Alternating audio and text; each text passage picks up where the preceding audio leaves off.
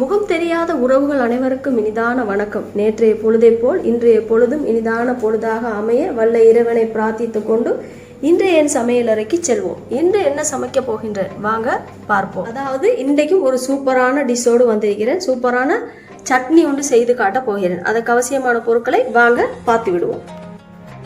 தயிர் 2 மேசக்கிரண்டி, பெரிய வெங்காயம் பாதி துண்டு, பச்சை மிளகாய் 4, பழப்புளிச்சாறு 4 மேசக்கிரண்டி, புதினா இலை 4-5, உப்பு சிறிதளவு, நச்சீரகம் 1/4 டீஸ்பூன், வறுத்த மிளகு 1/2 டீஸ்பூன், கொத்தமல்லி 1/2 டீஸ்பூன், துண்டு மிளகாய் 1 டீஸ்பூன்.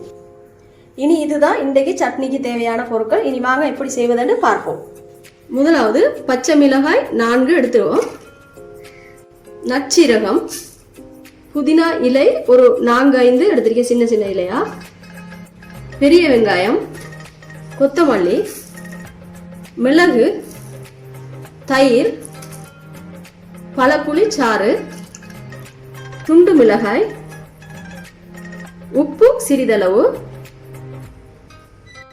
நீர் ஒரு 1/4 கப். அடுத்தது இதை மூடியை போட்டு மூடி இதை நல்லா பட்டு போல அரைச்சி எடுத்துருவோம். சொட்டு சீனி சேர்த்துருவோம். சூப்பரான பாகிஸ்தான் சட்னி ரெடி ஆயிட்டு. தாளிப்பு ஒன்றுமே அவசியம் இல்லை. பாருங்க எப்படி இருக்கு, எனக்கு விட்டா நல்லா டேஸ்டாக இருக்கு. நீங்கள் வேணுமெண்டா சக்கரை அதாவது கருப்பட்டி அது கொஞ்சம் சேர்க்கலாம். இனி என்னுடைய சட்னி ஃபினிஷ் ஆகிட்டு பாருங்கள் எப்படி செம்ம டேஸ்டாக இருக்கும். இதை மாதிரி நீங்களும் கட்டாயம் செய்து பாருன்னு சொல்ல மாட்டேன், விரும்பினா செய்து பாருங்கள்.